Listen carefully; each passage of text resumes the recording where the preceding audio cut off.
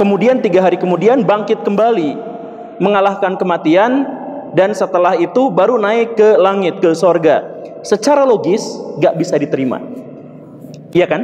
Nah, makanya ketika ada ajaran Kristen dengan ajaran Yunani berbenturan, kata orang Yunani, jangan percaya pernyataan-pernyataan seperti itu. Antara mimpi dan kenyataan, esok pagi sinar lagi mengunci hari, lampaui mimpi tetap membara, cinta. Kalau kamu tidak bisa melihatnya, tidak bisa membuktikannya secara indrawi, jangan percaya itu. Kata orang Kristen, kamu harus percaya. Landasan keimanan kamu itu kepercayaan pada orang yang telah mati dan bangkit lagi, mengalahkan kematian, kemudian naik ke sorga. Nah, karena orang Yunani, Romawi, dan orang Kristen itu berbenturan terus-terusan, dan kemudian sejak tahun 350-an ajaran Kristen mendominasi di Eropa, maka filosof-filosof Yunani diusir gara-gara bertentangan dengan doktrin atau agama Kristen. Diusirnya kemana? Nah, diusirnya ke tempat yang saya sebutkan tadi, Jundisapur dan Haran. Yang keduanya kemudian ditaklukkan oleh Khalid bin Walid. Khalid bin Walid kemudian menjadikan itu sebagai garnisun pusat wilayah Muslim, dan akhirnya orang-orang filosof-filosof Yunani yang ditendang dari kekaisaran Romawi itu karena dianggap bertentangan dengan Kristen mendapatkan tempatnya, dan banyak di antara mereka yang kemudian masuk Islam atau keturunan mereka masuk Islam setelah era Umar bin Abdul Aziz atau sesudahnya zaman Khalifah Musa al-Hadi. Begitu. Nah, jadi Islam menerima filsafat itu pertama kali di situ, di Haran dan Jundisapur, gara-gara ditaklukkan, dan di situ banyak pelarian-pelarian orang Kristen yang filosof yang kabur gara-gara diintimidasi oleh orang Kristen atau gara-gara tidak cocok dengan apa?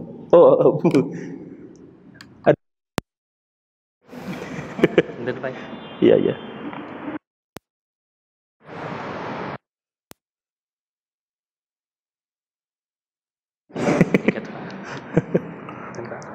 Oh iya, masukin lagi. Atau simpan sini aja lah ya. Nah, ya begitu. Itu yang pertama. Yang pertama itu berasal dari situ. Yang keduanya itu jauh lebih tua lagi, yaitu di Alexandria atau Iskandaria. Jadi di Iskandaria itu ada seorang filosof yang kemudian dikenal sebagai Plotinus. Plotinus itu membawa sebuah gagasan atau membawa sebuah pertanyaan yang belum terjawab sampai sejauh itu. Jadi begini, ada seorang filosof yang kita kenal semua namanya seterusnya, dan itu pasti ada ujungnya. Pasti ada satu di mana dia adalah sebab tapi tidak disebabkan oleh apapun, kata Aristoteles. Maka dia kemudian menyebut bahwa itu adalah causa prima atau supra causa. Jadi sang penyebab paling awal, penyebab yang paling super gitu. Yang kemudian ia disebutnya sebagai singularity, yang mutlak, yang esa, yang tunggal, dan sebagainya. Yang kemudian oleh sebagian filosof Muslim itu disebut sebagai Allah gitu.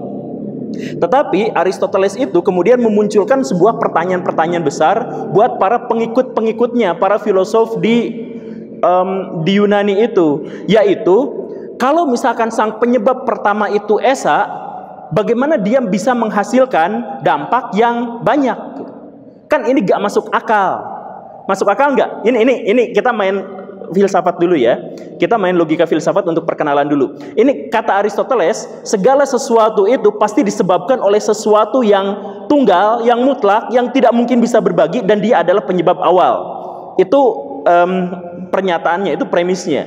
Tetapi kemudian muncul pertanyaan-pertanyaan yang tidak terjawab oleh filosof-filosof berikutnya, yaitu kalau memang penyebab itu tunggal dan satu dan esa dan tidak terbatas, bagaimana mungkin dia bisa menghasilkan akibat yang banyak?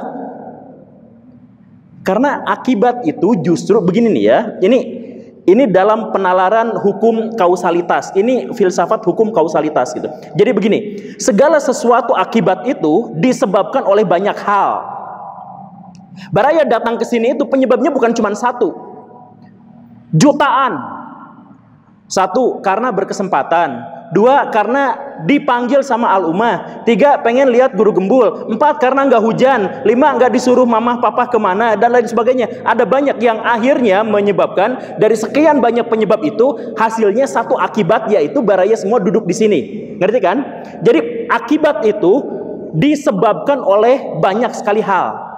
Tapi Aristoteles berpikir sebaliknya dalam kausa prima itu. Penyebab yang tunggal menghasilkan banyak akibat. Kita menghasilkan banyak akibat. Bagaimana logikanya gak nyambung. Secara logika kausalitas itu gak bisa diterima. Begitulah. Nah, nanti sama filosof Alexandria itu, yang tadi namanya Plotinus, itu dijelaskan bahwa penyebab tunggal yang kausa prima, yang Allah, yang Tuhan, yang Esa, yang segala rupanya itu bisa menyebabkan banyak hal karena sebuah emanasi. Nah, ini penting, tapi gak akan diuraikan karena mungkin agak terlalu panjang dan terlalu ribet. Tapi inilah, dasar emanasi inilah yang pada akhirnya menjebak banyak sekali kaum muslimin pada ajaran-ajaran yang berlebihan. Jadi, ada nggak yang kenal al-halaj, yang ana al-haq gitu? Yang seperti itu munculnya itu gara-gara filsafat emanasi ini. Ibnu Sina itu munculnya dari filsafat emanasi ini. Tapi intinya adalah bahwa bagaimana caranya menjelaskan bahwa yang tunggal itu bisa mengakibatkan sesuatu yang banyak, kata Plotinus, adalah gara-gara emanasi. Nah, dua filsafat ini, yang pertama dari Mesir, Alexandria, dan yang kedua adalah dari Persia, itu dua-duanya ditaklukkan oleh Muslim. Alexandria ditaklukkan oleh Amr bin As, kemudian Persia tadi itu ditaklukannya sama Khalid bin Walid. Kemudian ketika dunia Islam masuk ke sana, ulama-ulama Islam generasi awal menganggap bahwa filsafat itu baik. Ulama-ulama generasi awal. Karena pada waktu itu belum dikenal dampak buruknya. Karena belum dikenal, jadi banyak ulama-ulama yang menganggap bahwa filsafat itu baik karena apa? Terbukti bikin kesel orang Kristen. Kalau bikin kesel orang Kristen, berarti mungkin benar gitu. Itu alasan yang pertama. Kemudian yang kedua, ada ratusan ayat di dalam Al-Quran yang mendorong kita untuk berpikir atau untuk menghargai pemikiran, atau untuk mendorong kita berpikir lepas dari pikiran masa lalu. Banyak sekali di dalam ayat Al-Quran itu. Nah, itu kemudian ditafsirkan sebagai bahwa itulah dalil-dalil agar kita boleh berfilsafat. Ditambah lagi filsafat pada waktu itu diterjemahkannya sebagai hikmah. Makanya nanti Harun al-Rashid bikin sebuah perpustakaan dan universitas di situ yang namanya Raudatul Hikmah, dan kemudian Al-Ma'mun putranya menggantikannya menjadi Baitul Hikmah. Kenapa namanya hikmah? Hikmah Baitul, rumah kebijaksanaan, rumah filsafat. Hikmah itu kan, kalau filsafat itu cinta pada kebijaksanaan atau pada kebenaran. Nah, itu diterjemahkan sebagai kebijaksanaan. Dalam hikmah itu kan bahasa Arab, terjemahannya ini adalah kebijaksanaan. Nah, jadi ulama-ulama generasi awal langsung segera menerima filsafat itu karena menganggap bahwa itu baik, dan sampai batas tertentu itu banyak sekali dalilnya di dalam Al-Quran bahwa kita harus berpikir tanpa melihat masa lalu kita apa, tanpa melihat latar belakang kita apa. Yang penting kita berusaha untuk mencari kebenaran. Begitu. Apa terlalu, semoga tidak terlalu memusingkan ya? Atau pusing? Lumayan. Ya udah, biar tidak terlalu pusing, kita masuk ke kronologinya aja lah ya.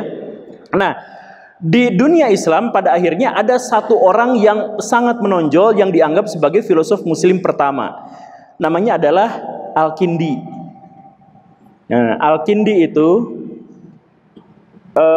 seorang ulama Mu'tazilah yang dikenal pelit. Cerita tentang pelitnya nantilah. Tapi beliau itu jenius dalam banyak hal. Di antaranya adalah beliau mampu, kan dia juga dokter ya, beliau mampu mengobati orang pakai musik. Jadi musik itu buat terapi.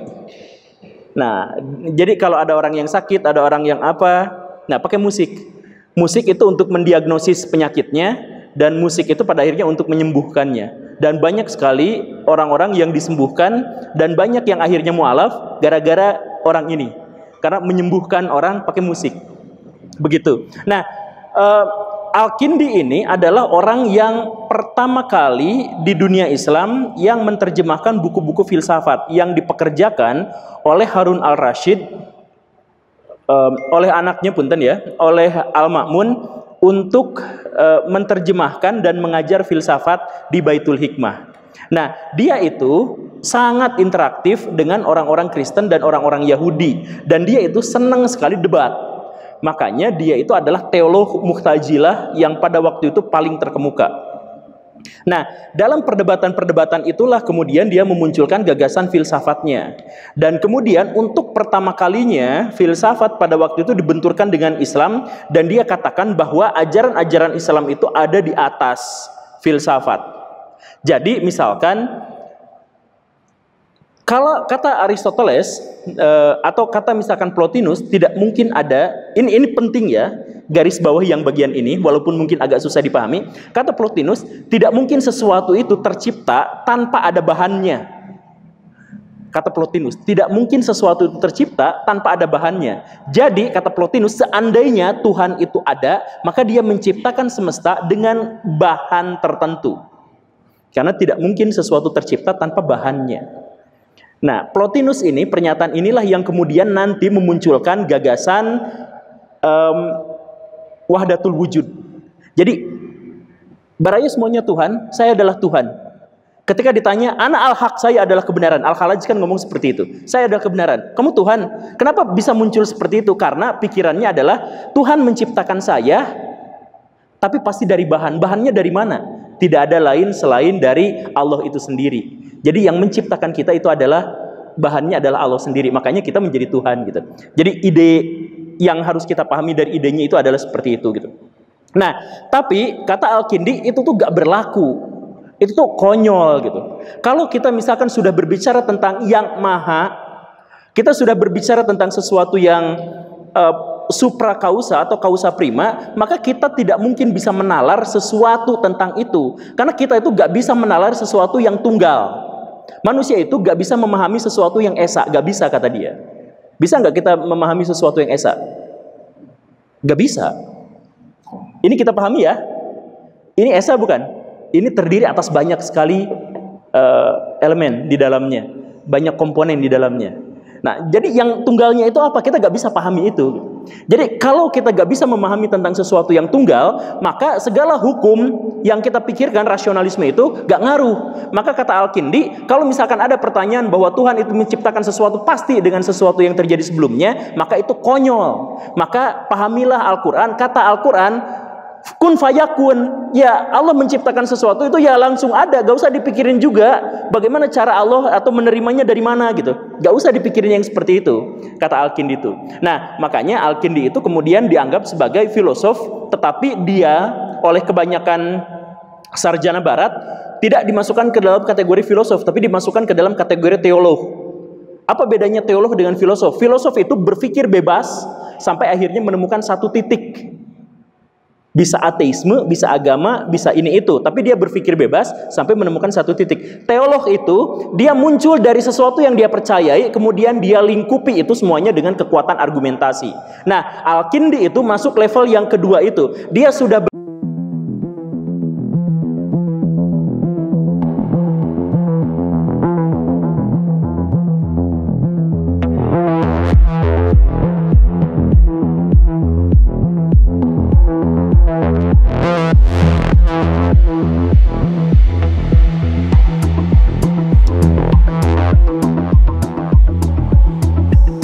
beriman dulu kepada Tuhan yang Maha Kuasa, kepada Allah Subhanahu wa taala, lalu dia membentengi ilmu iman itu dengan semua gagasan rasionalisme.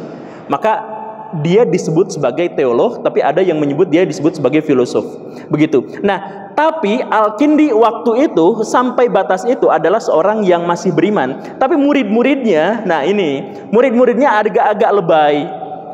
Salah satu muridnya yang kemudian namanya jauh lebih besar dan karya-karyanya jauh lebih dihargai, dan orang itu memang di dunia barat juga memiliki pengaruh yang jauh lebih besar, namanya adalah Abu Bakar Ar-Razi. Nah, kalau Baraya dengar nama Ar-Razi, jangan sebut nama Ar-Razi saja, karena nama Ar-Razi itu banyak sekali di dunia Islam itu.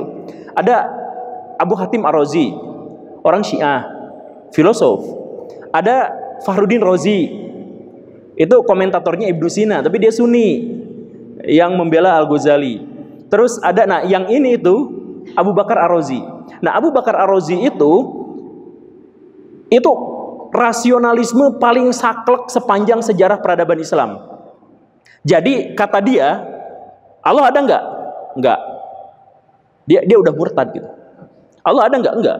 Kenabian nggak? Ada nggak? Nggak. Loh, kenapa? Karena di dunia ini tidak ada yang gaib. Mana yang gaib? Kan tidak terbukti secara, tidak terkonfirmasi secara indrawi gitu. Kata dia begitu. Nah, makanya Ar-Razi itu pada waktu itu banyak sekali penentangnya. Nah, penentangnya itu lawannya adalah Abu Hatim Ar-Razi, orang Syiah Ismailiyah. Berantem mereka berdua. Yang satu bilang Allah itu ada, yang satu bilang, ya kalau Allah itu ada buktikan, tunjukkan ke saya. Mari kita ngopi bareng-bareng gitu. Jahatnya gitulah, bahasa provokatifnya itu seperti itu begitu. Nah, kenapa bisa seperti itu? Karena segala sesuatu itu harus dirasionalisasikan dengan hukum empirisme. Bahkan Ar-Razi itu sampai menolak gagasan Aristoteles. Aristoteles bilang ada penyebab pertama. Ya, mana penyebab pertamanya? Buktikan kepada saya, ada atau enggak?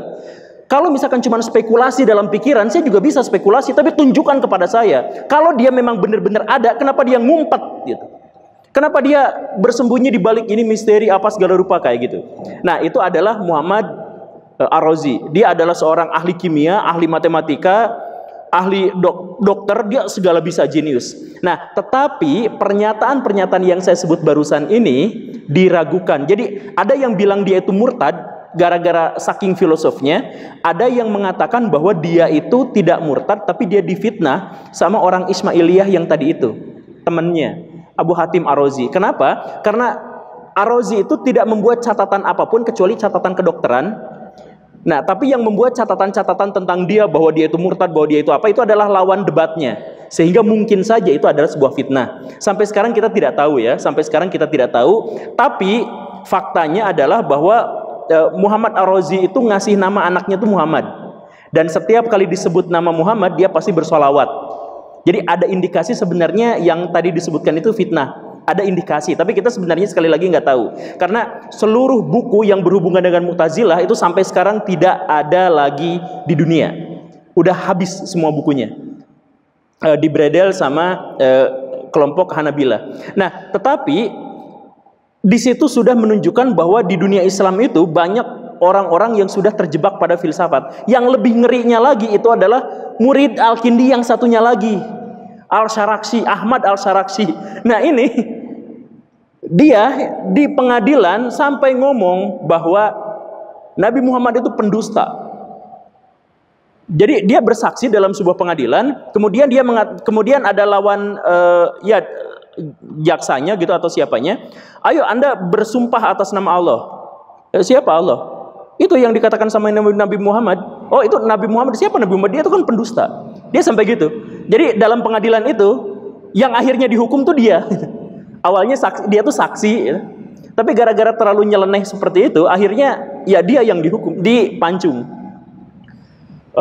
Pada waktu itu oleh Al-Mutawakkil. Oleh Al-Mutawakkil. Nah, khalifah pada waktu itu. Kalau nggak salah ya, silahkan koreksi kalau saya salah, saya lupa ingat. Tapi dia itu sudah selebay itu. Nah, makanya, tapi gagasan-gagasan ini karena filsafat di dunia Islam itu sudah semakin lama semakin lebay, semakin jadi kok ngelawan, jadi ngajak ribut gitu, jadi provokatif. Nah, akhirnya muncullah salah seorang ulama yang paling bisa menjelaskan iman dan kenabian melalui jalur filsafat, yaitu Al-Farabi. Al-Farabi itu orang Turki, jadi rada sipit-sipit gitu. Turki itu sipit ya, bukan bule. Tapi Turki yang sekarang jadi bule-bule itu, karena dulu pas zaman Turki Utsmani ada rekrutmen pasukan Janissary kan, dari orang-orang Eropa semuanya direkrut, akhirnya kawin campur jadi bule-bule. Tapi Turki itu aslinya sipit-sipit. Nah, Al-Farabi itu dulunya orang Turki, sampai umur 50 tahun dia musisi, tapi setelah itu dia jadi filosof sampai usia 80 sekian tahun dan dia meninggal di situ. Nah, orang inilah yang kemudian memberikan penjelasan segamblang-gamblangnya tentang kenabian. Maka filsafat kenabian itu puncaknya adalah di Al-Farabi ini. Dia katakan bahwa Al-Sarakhsi itu ngaco, Ar-Razi itu ngaco. Karena gini nih, mereka mengatakan bahwa Nabi Muhammad itu adalah pendusta. Maka Nabi Muhammad SAW, dia sebutkan SAW, kalau yang sebelumnya dia nggak sebut. Nah, maka Nabi Muhammad SAW itu adalah seorang yang jujur, yang mendapatkan wahyu. Wahyu itu apa? Wahyu itu adalah akal faal. Akal faal itu apa? Akal faal itu adalah puncak kesadaran sampai akal itu menembus sesuatu yang sebelumnya tidak mampu kita jangkau. Jadi gini, akal itu tergantung pada indrawi kita. Akal faal itu tidak tergantung pada indrawi kita. Jadi sering saya ilustrasikan, misalkan ya, Akang yang ngantuk yang ada di depan sini, buktikan kalau saya ada di sini. Ini permainan orang-orang filosof dulu. Buktikan kalau saya ada di sini. Ada yang bisa membuktikan nggak saya ada di sini? Ada yang bisa apa? Ya, melihat. Oke, ada yang lain? Ya, terbukti saya melihat, suara saya didengar. Kalau saya ditampar, kerasa gitu ya. Begitu kan? Itu ya. Nah, tapi semua bukti bahwa saya ada di sini adalah bukti indrawi. Bisa nggak saya ada di sini dibuktikan tapi nggak pakai indrawi gitu? Nggak pakai mata, nggak pakai penciuman, nggak pakai penglihatan, nggak pakai perasaan, nggak pakai apa-apa. Bisa nggak? Nggak bisa. Nah, artinya apa? Manusia itu pikirannya tergantung pada indrawi. Masalah yang pertama adalah indrawi itu sering bohong. Indrawi sering bohong nggak? Kita melihat pesawat jauh, kecil, padahal aslinya besar. Artinya mata kita dibohongin sama jarak. Kita ngobrol di sini, nggak dengar apa-apa. Tapi kalau sunyi senyap semuanya di sini, detak jam kedengeran. Sekarang enggak ya, enggak kedengeran. Malam-malam duduk di sini sendirian kedengeran. Nah, berarti apa? Kuping kita itu dibohongin sama banyaknya orang. Nah, kalau sistem indrawi kita ini banyak bohongnya, kok masih dipercaya sama akal? Coba, ayo gimana? Nah, makanya kata Al-Farabi, ada sistem berpikir yang tidak tergantung pada indrawi, yaitu faal tadi itu. Dan itulah yang dimiliki oleh Nabi Muhammad SAW. Jadi kalau misalkan kata Ar-Razi dikatakan bahwa setiap manusia itu pada dasarnya setara, seimbang, yes. Tetapi ada beberapa orang yang mungkin saja mendapatkan kemampuan untuk menjangkau akal faal itu. Begitu. Itu bukunya tuh panjang, tapi penalarannya semuanya adalah sebagian besarnya filsafat tapi psikologis gitu. Karena Al-Farabi juga jago psikologi gitu. Nah, penjelasan dan itulah yang akhirnya menjadi jawaban final yang diterima oleh seluruh kaum muslimin sampai saat ini. Kalau misalkan ada filosof-filosof ngedebat soal kenabian. Kalau misalkan ada filosof yang ngedebat soal kenabian, maka yang biasanya digunakan referensi itu adalah karya-karya Al-Farabi. Biasanya adalah misalkan Madinah apa ya, saya lupa lagi namanya. Tapi ya itu pokoknya karya-karya Al-Farabi. Begitu. Nah, jadi Al-Farabi di sini nampaknya berusaha untuk memberikan penjelasan kepada orang-orang Muslim bahwa mereka itu jangan terlalu terjebak pada filsafat yang aneh-aneh. Tetapi Al-Farabi sendiri pada akhirnya terjebak. Tapi ginilah, ini terlalu memusingkan gak sih? Ini salahin panitia ya yang minta saya untuk bahas filsafat. Atau ginilah, ada dulu yang mau ditanyakan nggak? Kita buka dulu diskusi. Iya Kang, silakan. Waalaikumsalam. Iya.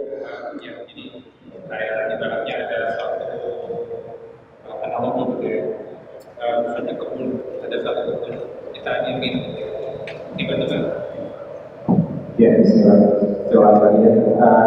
Ada satu kebun gitu dari belakang satu saat. Nah, kebun itu nggak ada yang lurus, gitu. Tapi tiba-tiba tumbuh mati dan tumbuhnya dan sebagainya. Yang kita sudah mendapat bahwa ini pasti ada yang lurus. Tapi terus ada juga yang berpendapat ini nggak ada yang lurus di kebun. Tapi kok bisa gitu ya. Maksudnya dari fenomena itu kan ada dua pemahaman. Jadi satu mengatakan ada pemahaman bahwa tentang ateisme, yang satu lagi tentang ateisme, bahwa sebenarnya segala sesuatu itu memang menjadi Tuhan saja. Artinya ini pembukaan. Yang saya ingin tanyakan adalah tadi ya, antara pengetahuan, kepercayaan, terus penalaran gitu, mungkin ya.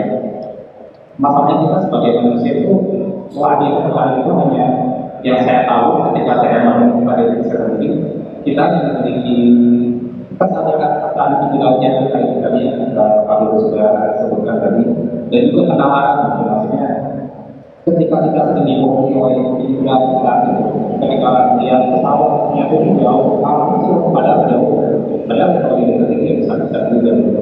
Nah, yang ketiga itu beli gitu, percaya. Bagaimana kita bisa membangunkan itu semua gitu. Jadi dengan penalaran kita bisa jadi percaya, bisa jadi beli. Maksudnya kayak misalnya kayak tadi tentang pendapat Aristoteles itu tentang firman kausa gitu kan. Jadi kita jadi paham gitu kan bahwa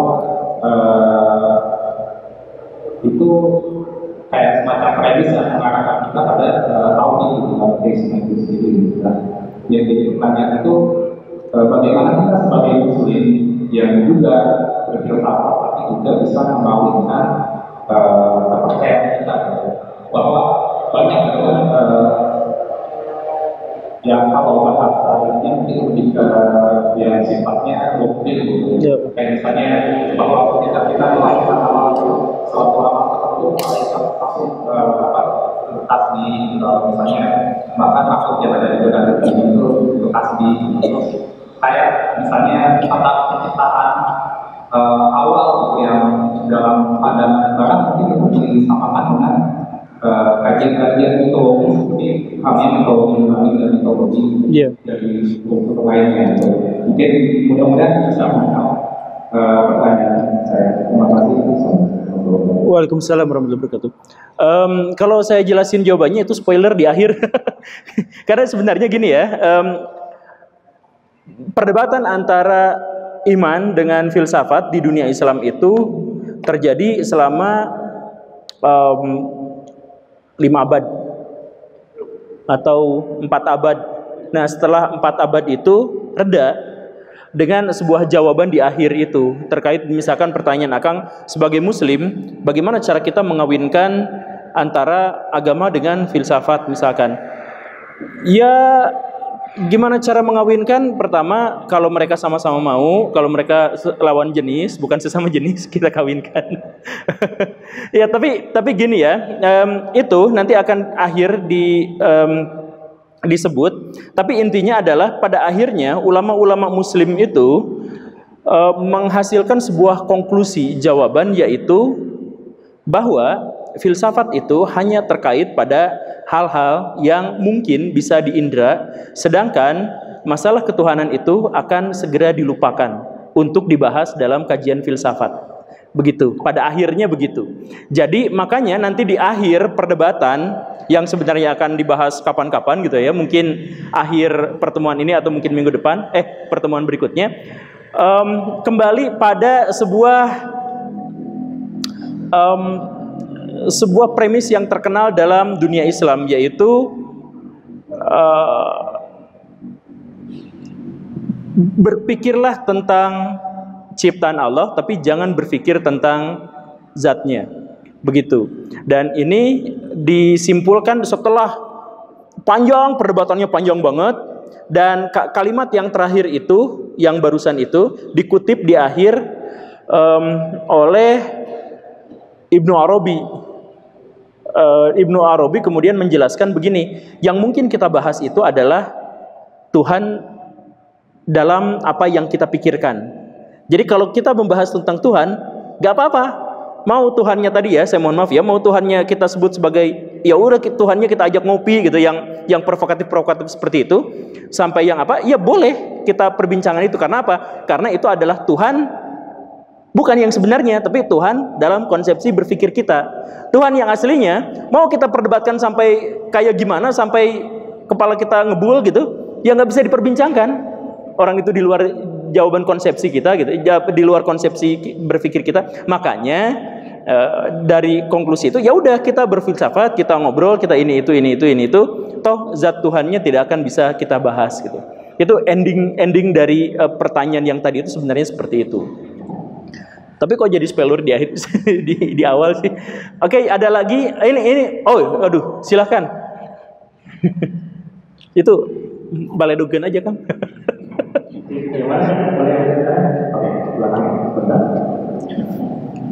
Atau akangnya tuh yang maju, itu kasihan ininya panitianya tuh.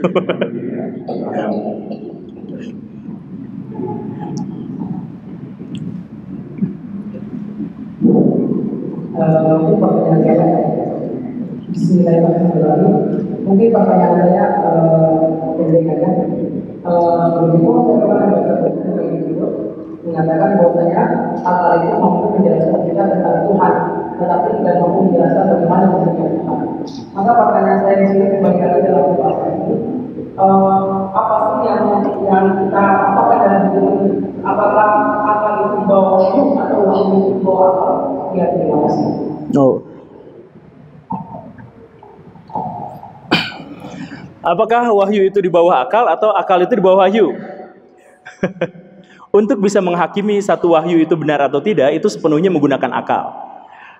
Saya jelaskan premis yang paling awal dulu. Jadi misalkan begini ya, dari mana kita tahu sebuah hadis ini sahih atau tidak? Ini kan sepenuhnya terkait dengan akidah. Hadis itu banyak diantaranya yang terkait dengan akidah kan. Tapi bagaimana kita tahu bahwa hadis itu sahih atau tidak? 100% cara kita untuk bisa memahami hadis ini palsu atau tidak, doif atau tidak, mutawatir atau ahad, dan lain sebagainya, itu adalah akal. Imam Bukhari itu memberikan verifikasi. Ini begini, ini begini, ini begini, begini. Kemudian dia misalkan menemukan sebuah hadis. Hadis ini berasal dari siapa? Dari si Anu. Si Anu kelakuannya kayak gimana? Oh baik. Tapi istrinya 5. Waduh. Gak diterima. Mungkin, sangat mungkin hadis itu tuh benar. Mungkin. Tapi kata Bukhari, kalau istrinya sampai 5, gak boleh. Oh ininya istrinya 4. Jadi boleh. Tapi istri yang keempatnya itu dinikahin pas istri pertamanya tuh disakitin. Ditolak lagi sama Bukhari. Mungkin berita itu benar. Tapi dengan penalaran Bukhari, dengan istihad Bukhari, menurut Bukhari, kalau orang ini tidak bermoral, maka dia tidak pantas untuk membicarakan masalah-masalah ilahiyah. Maka ini. Jadi sangat mungkin sebenarnya ada hadis-hadis yang hilang atau hadis sahih tapi yang kemudian disebut sebagai hadis palsu atau hadis doif. Mungkin. Makanya para ulama tidak berani menyebut ini hadis palsu kecuali benar-benar diyakini bahwa itu palsu gitu. Paling mungkin itu disebutnya hadis doif. Jadi masih terbuka kemungkinan untuk itu. Nah, jadi dalam konteks ini wahyu itu ditopang oleh akal. Tergantung pada akal. Tetapi setelah wahyu itu tergantung pada akal, maka wahyu itu menjadi ada di atas akal. Karena apa? Karena sejak saat itulah dia kemudian memberikan motivasi kepada setiap orang untuk berpikir sesuai dengan jalurnya. Jadi agama itu adalah jalur berpikir manusia kan? Agama itu adalah bagaimana cara kita berpikir tentang ini itu. Misalkan gini, orang zaman dulu ada petir, oh Tuhan batuk. Orang berpikir dulu zaman gitu kan? Kenapa? Agamanya begitu. Jadi artinya orang itu berpikir dengan jalur agamanya. Nah, orang Islam misalkan tidak berpikir seperti itu. Itu adalah sunatullah saja.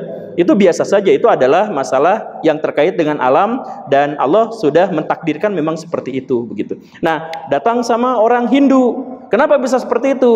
Itu Dewa Indra yang bikin, meletus yang seperti itu. Nah, artinya dalam hal ini agama itu adalah rel yang membuat pola pikir kita itu tetap mengarah ke arah sana gitu.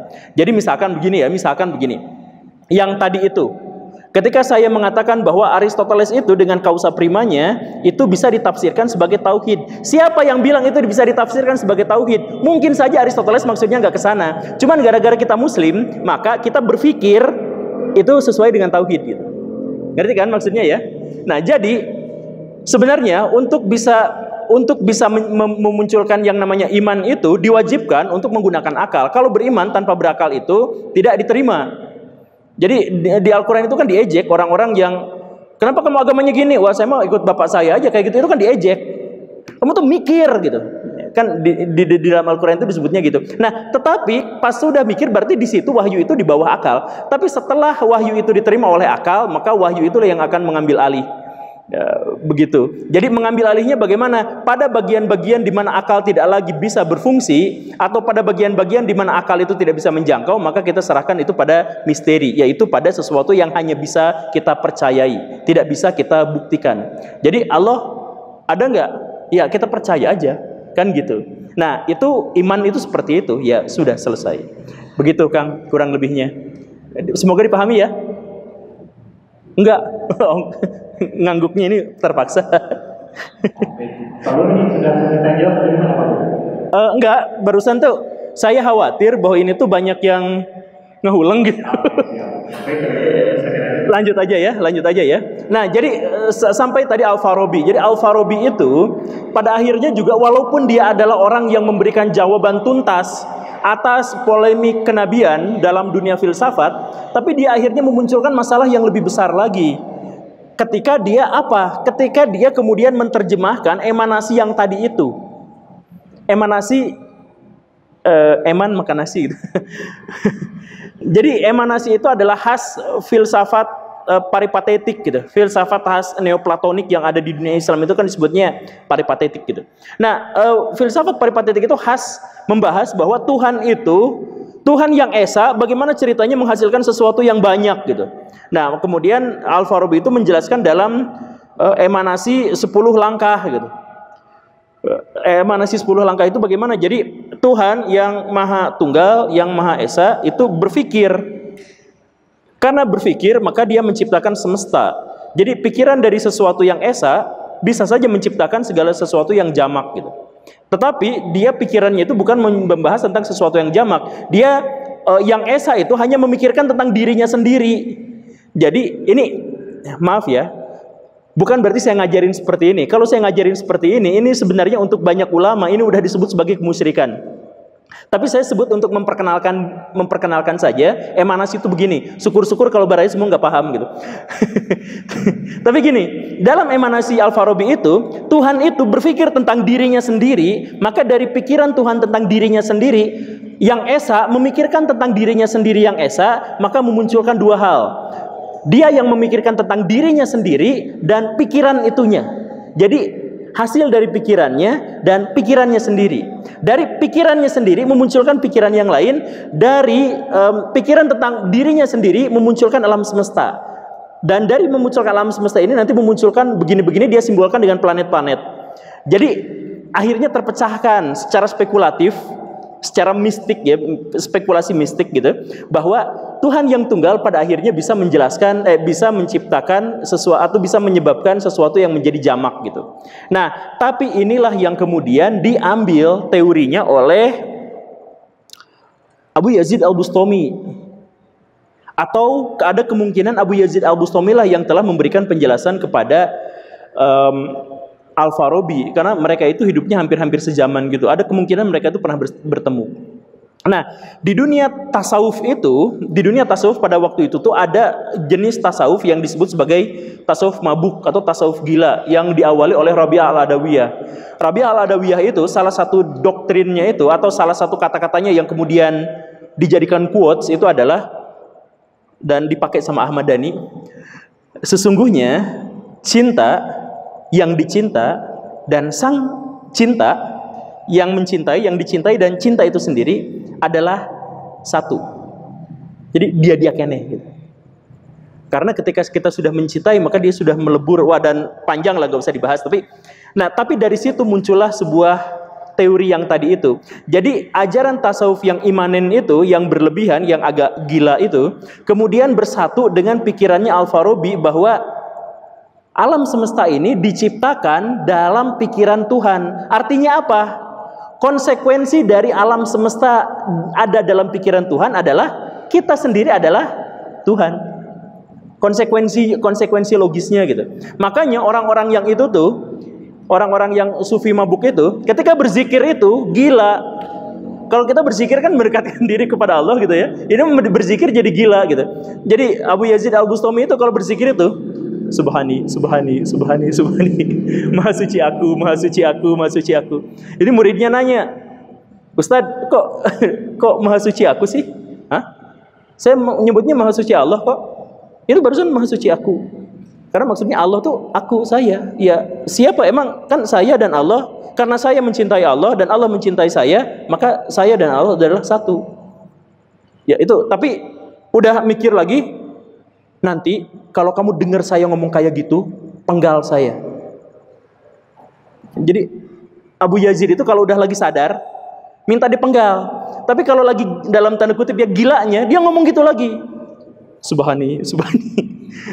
Maha suci aku. Jadi bahkan dia pernah pas lagi kajian kayak gini, tiba-tiba dia nyeletuk. Saya tuh dulu pernah nyari-nyari Allah, gak ketemu-ketemu. Sampai akhirnya saya naik ke langit ke-7, gak ketemu juga. Ternyata di situ ada arasy. Saya buka, ada tabirnya di situ. Saya buka, ada singgasananya. Iya, ada arasnya yang tadi. Gak ada siapa-siapa di situ. Ya udah, saya duduk di singgasana itu. Ternyata itu adalah singgasana Allah. Dan saya duduk di singgasana Allah. Oh, saya adalah Allah. Gila kan? Tapi iya, kegilaan-kegilaan itu munculnya dari mana? Muncul dari itisol itu. Itisol itu adalah gagasan bahwa karena kita ini tercipta dari pencipta yang dia tidak bisa menciptakan sesuatu tanpa ada bahan yang lain. Jadi kita diciptakan dari bahan yang ada. Bahan yang ada itu apa? Satu-satunya yang ada itu adalah Allah. Berarti kita diciptakan dari bahan, yaitu Allah sendiri gitu. Itu sudah dibantah sama Al-Kindi yang di awal tadi itu. Tetapi di Al-Farabi muncul lagi. Itulah yang saya sebut, walaupun Al-Farabi itu menyelamatkan dalam artian umat muslim dalam diskursus kenabian, tetapi dia akhirnya menjebak kaum muslimin pada pikiran-pikiran bahwa Allah itu adalah kita dan kita itu adalah Allah. Begitu. Dan inilah nanti yang kemudian disanggah oleh Ibnu Sina. Nah, kata Ibnu Sina itu lebay, itu mikirnya nggak usah kayak gitu. Jadi bagaimana kata pikiran Ibnu Sina? Pikiran terbaik untuk memahami Allah itu adalah gunakan definisi negatif untuk menyebut Allah atau sifat-sifat Allah atau sesuatu yang berhubungan dengan Allah. Gunakan definisi negatif. Jadi maksudnya pakai tidak. Jadi Allah itu apa? Allah tidak terjelaskan, Allah tidak terpahami. Ya, udah kayak gitu maka selesai masalahnya. Nah, tapi Ibnu Sina juga nanti terperangkap pada gagasannya sendiri, yaitu apa? Allah tidak maha mengetahui. Nah, inilah yang kemudian nanti sama Al-Ghazali itu dicap kafir. Ketika Ibnu Sina ngomong kayak gitu, dia murtad. Nah, nanti dibantah lagi sama Ibnu Rushd. Al-Ghazali gak paham itu maksudnya Ibnu Sina, jangan manggil murtad-murtad seenaknya gitu. Nah, tapi dari sini kita muncul akhirnya, kita berhentikan dulu di sinilah daripada pusingnya. Nah, dari sini muncul bahwa filsafat itu pada dasarnya awalnya itu adalah satu hal yang baik, satu hal yang bijak. Karena apa? Karena dia berusaha untuk memberikan penjelasan pada manusia. Dan seluruh orang-orang Mu'tazilah itu berdebat hebat dengan orang-orang Kristen pada waktu itu dan memasukkan banyak sekali mu'alaf itu dalam ranah filsafat, dalam perdebatan itu. Karena apa? Karena dulu itu Kristen sangat takut pada filsafat. Dan ketika akhirnya filsafat diterima di dunia muslim, orang-orang Islam menganggap bahwa doktrin Kristen mah cemen, ditakut-takutin sama filosof aja takut gitu. Tapi pada akhirnya orang-orang Islam pun ada beberapa di antara mereka yang terlalu berlebihan dalam mengkaji masalah filsafat, sehingga banyak di antara mereka yang seperti tadi itu gila gitu. Saya pernah gila juga sebenarnya. Saya nggak usah cerita lah. Tapi saya juga dalam waktu dulu pernah gitu dan gila beneran. Jadi nantilah kalau misalkan saya kesini bawa teman kampus saya, kuliah saya tuh kuliah sambil tiap hari tuh nge-SMS-in teman-teman saya supaya bunuh saya gitu. Dengan nge-SMS-in aja teman-teman saya, nge-spam gitu ke teman-teman saya, please bunuh saya. ya tapi itu itu ya. Tapi maksud saya adalah filsafat pada bagian tertentu itu sangat penting. Karena apa? Karena filsafat itu adalah induk dari ilmu pengetahuan. Kan filsafat itu awal mulanya dari bertanya, kenapa air kayak gini? Nah, muncullah ilmu tentang air, namanya hidrologi. Kenapa lampu nyala, serap lagi? Karena ada foton di situ. Foton dapatnya dari mana? Muncullah ilmu fisika dan lain sebagainya. Jadi filsafat itu sangat penting untuk perkembangan ilmu pengetahuan. Tapi pada akhirnya ketika filsafat membahas sesuatu yang tidak terjelaskan, membahas sesuatu yang benar-benar spekulatif, maka hasil dari filsafat adalah lebih spekulatif lagi. Makanya nanti kalau ada rezeki, ya insya Allah lah, saya akan ada diskusi dengan Pak Rocky Gerung. Kalau misalkan kita bahas yang ini, hayu gitu. Tapi pada akhirnya filsafat itu memunculkan sesuatu yang membuat dia mati di akhirnya. Di zaman sekarang itu banyak ilmuwan-ilmuwan yang menganggap bahwa filsafat itu telah mati. Gara-gara apa? Gara-gara keterbatasannya dalam bernalar tentang spekulasi itu ternyata bertentangan dengan sains. Nah ini sebelum kita loncat ke yang ke depan gitu ya. Jadi misalkan gini nih, ini di dunia filsafat kayak gini nih. Ada dua garis, ada dua titik. Titik itu saya lempar ke sana lurus terus, lurus, gak belok sedikit pun, gak belok berapa derajat pun, gak melengkung sedikit pun, lurus terus. Bisa nggak dua titik ini bertemu? Yang satu dilurusin ke sana terus gitu. Bisa nggak pada ujungnya bertemu? Gak mungkin. Bumi bisa karena bumi lengkung. Ini mak lurus terus, bisa nggak? Kata filsafat nggak mungkin. Kata sains, itulah yang terjadi. Nah, artinya filsafat dalam hal ini telah rusak gitu. Makanya di buku Hawking itu, Stephen Hawking itu, di kata pengantarnya itu ada sebuah sindiran yang menyakitkan ya. Filsafat telah mati. Karena dia saintis gitu. Ya, makanya kalau misalkan ada di antara baraya yang menganggap bahwa filsafat itu keren, hebat, iya keren karena itu adalah landasan berpikir kita, landasan untuk mendapatkan pengetahuan, dan tidak ada satupun ilmu pengetahuan di dunia yang tidak didasarkan pada filsafat. Dan pada dasarnya sebagian besar agama di dunia itu muncul dari filsafat atau setidaknya dengan penalaran filsafat. Tapi pada akhirnya filsafat juga memiliki kelemahan, yaitu bahwa dia spekulasi, olahraga otak doang. Jadi misalkan gini, ada pertanyaan filosofis yang sering diulang-ulang gitu. Bisakah Tuhan menciptakan Tuhan yang lain? Bisakah Tuhan menciptakan batu yang nggak bisa diangkatnya? Gitu. Itu kan pertanyaan yang katanya mengganggu orang-orang yang beriman gitu. Ya kalau misalkan ketemu sama saya jawab misalkan bisa gitu. Ya mau terus dia bilang, loh bisa berarti Tuhan nggak ini? Ya urusan kan kita nggak bisa membuktikannya. Sebut aja bahwa Tuhan itu bisa atau sebut aja Tuhan nggak bisa. Ya pada akhirnya kita nggak bisa membuktikannya, kita tidak bisa menghasilkan apapun dari situ gitu. Dan akhirnya apa? Kalau misalkan kita tidak bisa membuktikannya, berarti aksiologisnya nggak ada gitu. Ya buat apa kita membahas sesuatu yang kita nggak bisa membuktikan itu gitu? Hanya untuk olahraga otak aja. Oh gini. Ya terus buat apa gitu? Kan filsafat yang dasar itu adalah ini kenapa begini? Memunculkan sains. Itu ada, penting. Karena apa? Empiris, terbukti. Nah, kalau filsafat ketuhanan, bisakah Tuhan menciptakan Tuhan yang lain? Kalau bisa, berarti Tuhan bisa dua. Kalau tidak bisa, berarti Tuhan tidak maha kuasa. Misalkan ada pertanyaan kayak gitu. Ya jawab aja terserah kamu nanti. Ya mentok-mentok sendiri. Itu kan sebenarnya konsepsi-konsepsi kita aja tentang Tuhan kan. Tuhan yang aslinya gak tersentuh dalam bukti, gak tersentuh dalam spekulasi, gak tersentuh dalam apa-apa. Ya itu cuma untuk olahraga aja gitu. Ya pada akhirnya kita mentoknya di situ gitu. Makanya ada sindiran daripada para saintis yang menyebut bahwa filsafat itu sebenarnya sekarang sudah mati gitu. Apalagi kalau misalkan baca bukunya Dawkins itu, ya dia filosof, tapi ketika berbenturan dengan sains kan nggak bisa sesuatu yang rasional itu berbenturan dengan empirisme dan dia menang gitu. Susah. Gitulah. Saya tuh ngomongnya terlalu ini ya. Saya tuh berusaha menyederhanakan gara-gara ini banyak yang terkantuk-kantuk. Punten bisa nih ya. Kita buka tanya jawab lagi. Oke, tadi kayaknya banyak yang keluar udah mulai ngebul ya. Jadi silakan yang udah mulai ngebul bisa wudhu dulu ya, atau bisa ya apa bisa. Atau saya siram pakai kopi.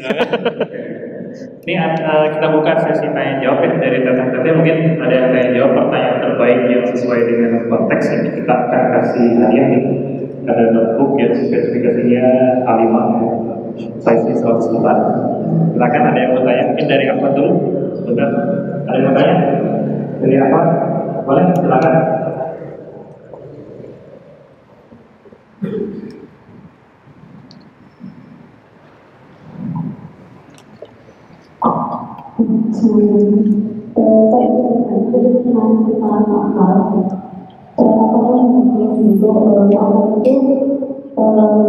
Nggak ada dari kehidupan manusia selain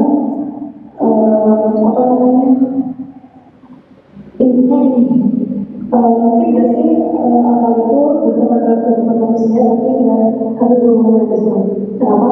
Atau mungkin bisa nggak sih kalau misalnya seperti gimana kalau misalkan kalau pemikiran kita itu ternyata bertentangan dengan teks Al-Quran atau Sunnah Muslim. Kurang ini bisa di ini? Bukan, Akang bisa menerjemahkannya? Barusan paham nggak? Oh nggak sama. Punten. Ini mungkin terlalu menggema atau kurang jauh. Berkenaan dengan akal, apakah mungkin akal itu dan peranan akal itu dalam kehidupan manusia dan disesuaikan dengan kondisi gitu kalau misalnya kita bisa tadi sudah disebutkan mengenai akal dan wahyu. Mungkin nggak sih kalau misalnya kita terus memakai akal itu kan bisa jadi bertentangan dengan teks Al-Quran atau mungkin dengan sunnahnya. Oke, paham. Apakah kalau kita misalkan berpikir terus pakai akal maka kita akan bertentangan dengan Quran dan Sunnah? Begini ya, sebenarnya yang kita pahami tentang Quran dan Sunnah itu bukan Quran dan Sunnah. Yang kita pahami tentang Quran dan Sunnah itu kebanyakan itu adalah penafsiran kita terhadap Quran dan Sunnah. Itu masalah yang paling pentingnya. Jadi misalkan begini ya, misalkan begini. Teteh pakai kerudung yang barusan. Itu syariat Islam bukan? Kata Quraisy Shihab, kerudung itu tidak wajib. Kata kebanyakan ulama, kerudung itu wajib. Nah, yang jadi masalah itu adalah di dalam ayat Al-Quran disebutkan bahwa setiap perempuan itu harus menutupkan kain kerudungnya sampai ke dada dan seterusnya dan seterusnya dan seterusnya. Aurat perempuan itu adalah seluruh tubuhnya kecuali yang biasa terlihat. Di surat An-Nur itu. Nah, kecuali yang biasa terlihat itu akhirnya memunculkan banyak interpretasi. Kata Quraisy Shihab, jilbab itu, kerudung itu bukan. Ya, kerudung itu bukan kewajiban. Karena apa? Karena kerudung itu bukan budaya Arab. Setuju ya? Kerudung bukan budaya Arab? Setuju. Nah, karena kerudung bukan budaya Arab, maka orang-orang Arab itu biasa gak pakai kerudung. Pakai kerudung itu cuman kalau ada badai debu. Atau misalkan yang budak itu bahkan telanjang dada. Nah, di dalam Al-Quran tutupkan seperti kecuali yang biasa terlihat. Artinya kecuali yang biasa terlihat di zaman itu, yaitu gak pakai kerudung. Itu tafsirannya Quraisy Shihab. Makanya gak usah pakai kerudung. Kata yang satunya lagi, kata mayoritas ulama mengatakan bahwa yang sebenarnya itu adalah karena di situ ada tutupkan kerudung sampai ke dada, artinya ditutupin. Jangan mikir-mikir yang aneh gitu. Kata ulama yang mayoritas, kata ulama jumhur. Nah, dari sini pendapat mana yang kemudian kita terima? Ketika kita memilih pendapat mana yang kita terima, kita pakai akal. Benar gak? Kita menerima, saya pikir pendapat Quraisy Shihab yang benar. Saya pikir pendapat ini yang benar karena ya ditutupkan. Nah, pernyataan itu adalah pernyataan akal kita. interpretasi kita pada ayat itu gitu. Nah, jadi ketika misalkan disebut apakah mungkin akal bertentangan dengan Quran dan Sunnah? Quran dan Sunnah yang dimaksud itu sebenarnya bukan Quran dan Sunnah yang geledegannya seperti itu, tetapi yang didasarkan pada tafsiran-tafsiran. Makanya saya mohon maaf ya, di dunia Islam ini gini. Kalau misalkan ada satu orang ceramah, bla bla bla bla bla. Wah, jangan ikut ke ulama itu mah tidak mengikuti ulama bersanad. Nah, yang dimaksud dengan ulama bersanad berarti apa? Berarti harus mengikuti satu kelompok tertentu yang ada sanadnya. Kemudian yang satu lagi mengatakan bukan ulama bersanad tapi dalilnya yang bersanad. Nah, ini kan sebenarnya keributan antara NU dan Wahabi gitu ya. NU dengan Salafi gitu, atau kelompok Nusantara dengan kelompok Sunnah, ya istilah mereka macam-macam. Tapi sebenarnya dalam konteks itu mereka itu debat logika mereka, debat interpretasi mereka, debat akal sepenuhnya akal mereka, tapi dinyatakan bahwa itu adalah syariah. Gitu ya, dipahami ya. Nah, jadi yang benernya itu yang seperti apa? Yang benernya itu adalah bahwa Allah itu mewajibkan kita semua untuk menggunakan akal pikiran. Mewajibkan sampai batasan tertentu. Batasannya itu apa? Yaitu kalau misalkan urusannya adalah urusan ketuhanan, gak usah diperdebatkan. Gak ngerti juga kita, batasi saja hanya pada bagian yang itu. Batasi pada bagian yang mungkin berfaedah dan bermanfaat untuk kehidupan sehari-hari kita. Begitu. Jadi, apakah akal itu bertentangan dengan ini? Tidak. Akal itu pada akhirnya menjadi Punten. Menjadi cara kita untuk mengaplikasikan wahyu. Jadi gak bertentangan, tapi cara untuk mengaplikasikan wahyu. Cara kita misalkan untuk mengaplikasikan wahyu. Wahyu itu memerintahkan kepada kita, misal ya, terjadi kerusakan di muka bumi gara-gara bla bla bla bla bla, dan Tuhan akan memberikan musibah kepada orang yang bla bla bla dan sebagainya. Itu teksnya begitu. Lalu kemudian si akal itu berpikir gimana caranya agar kita tidak merusak lingkungan. Begitu kan? Jadi akal itu sebenarnya adalah cara kita untuk mewujudkan wahyu. Begitu. Dengan cara apa? Tidak buang sampah sembarangan. Dengan cara apa? Tidak bakar sampah sembarangan. Dengan cara apa? Menghemat listrik. Kalau nggak butuh-butuh amat, matiin listriknya. Dengan cara apa? Dengan cara kalau bisa jangan pakai kendaraan bermotor seenaknya kemana-mana, karena itu merusak lingkungan dan sebagainya. Nah, wahyu itu kemudian diterjemahkan dengan akal dengan cara seperti itu. Bukan kemudian mencoba atau memikirkan apakah wahyu dengan akal itu berbenturan. Tidak, pertanyaannya bukan seperti itu, tapi pertanyaannya adalah bahwa bisakah akal itu kita gunakan untuk mewujudkan atau memanifestasikan atau mengaplikasikan gagasan-gagasan yang tertera dalam wahyu. Semoga dipahami ya. Akang paham kan? Insya Allah, syukurlah. Oke, baik. Sebelum pertanyaan selanjutnya, teman-teman ada informasi dulu ya teman-teman. Jadi Warung saat ini punya satu kawasan namanya Creative Youth Center.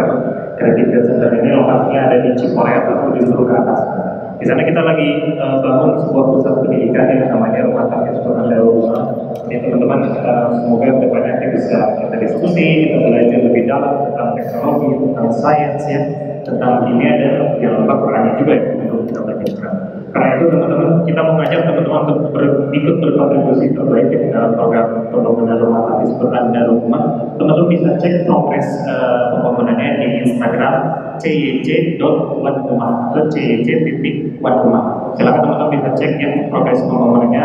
Alhamdulillah saat ini sudah jadi yang untuk fasilitas asbang atau pembelajarannya kita lagi berfungsi di sana teman-teman. Nanti kita undang teman-teman buat berdiskusi ya, berdialektika di sana lebih bebas. Jadi konsepnya nanti konsep kita belajar Islam tapi di alam gitu ya. Di alam, di desa gitu ya. Misalnya nanti mungkin Pak Guru kita diskusi di sana ya. Oh iya, siap. Jadi kayak Baitul Hikmah lagi ya. Baitul Hikmah. Silakan teman-teman ya dipersiapkan infak terbaiknya yang mengungkap kegiatannya ini selain ada tadi belajar diskusi ya, ada juga kegiatan-kegiatan ngebon di sana ya. Teman-teman yang punya mungkin sekolah ingin ngebon bisa ke kawasan CIT Rumah ya. Di sana juga ada kafenya, insya Allah lebih nyaman untuk belajar. Cuma mungkin agak dingin karena di alam desa di atas itu dekat di bawah kaki Gunung Manglayan. Ini teman-teman nanti kami share ya. nomor WhatsApp yang teman-teman tulis tadi di absensi, nanti kami share info-info seputar kegiatan dari CJ.com. Oke, mungkin pertanyaan selanjutnya ada lagi? Wah, Waduh. Oke, yang ini dulu deh, yang depan tadi saya lihat. Bismillahirrahmanirrahim. Mungkin pertanyaan saya lebih ke cara sikap saya beragama. Jadi ini masih ada korelasinya dengan tema malam ini. Lebih tepatnya ingin mempertanyakan atau mungkin meminta pendapatnya Pak Guru tentang tadi premis beragama itu. Kalau di Al-Quran ada prinsip kalau ada larangan atau perintah maka ambil dulu gitu. Diambil dulu, kita laksanakan dulu. Nah, kemudian premis dari berfilsafat sendiri itu bagi saya adalah menjadi alat untuk mendapatkan ilmu pengetahuan demi memverifikasi apa yang telah diperintahkan dan dilarang. Jadi korelasi, saya mengambil korelasi dari beragama dan berfilsafat itu, kita ambil dulu hikmahnya, kita ambil dulu apa yang diperintah dan dilarang gitu, laksanakan atau dijauhi dulu, baru setelah itu nanti kita ambil hikmah datang belakangan melalui ilmu pengetahuan dan riset gitu. Iya. Karena ilmu pengetahuan dan riset itu pasti tidak tidak lepas dari yang namanya filsafat gitu, sebagai metodologi. Ya, terima kasih. Jadi ini mah bukan pertanyaan ya, tapi minta pendapat. Kalau misalkan Baraya memiliki sikap seperti itu, bahwa ketika saya mendapatkan wahyu, kemudian saya akan berusaha menjalankan sebaik mungkin. Apakah itu larangan? Berarti saya juga ikut menolak larangan itu, ikut tidak melaksanakannya. Kalau itu perintah maka saya laksanakan, dan setelah itu saya mulai berpikir tentang bagaimana cara mengaplikasikan dan sebagainya. Ya silakan saja. Itu saya nggak bisa bilang itu adalah sikap yang baik dan saya bilang itu adalah sikap yang buruk. Jika Baraya misalkan menyebut bahwa itu adalah cara berpikir Baraya adalah yang seperti itu, maka jawabannya bukan dari orang lain, tapi jawabannya adalah ketika Baraya melaksanakan itu, apakah bahagia atau enggak? Apakah Baraya tiba-tiba gak ada kretek hati untuk ini itu dan sebagainya? Ya silahkan lanjutkan. Jadi pengalaman pribadi untuk bisa memunculkan hal-hal yang spekulatif itu, kalau misalkan ditanyakan kepada pihak yang lain, itu akan memunculkan jawaban yang subjektif.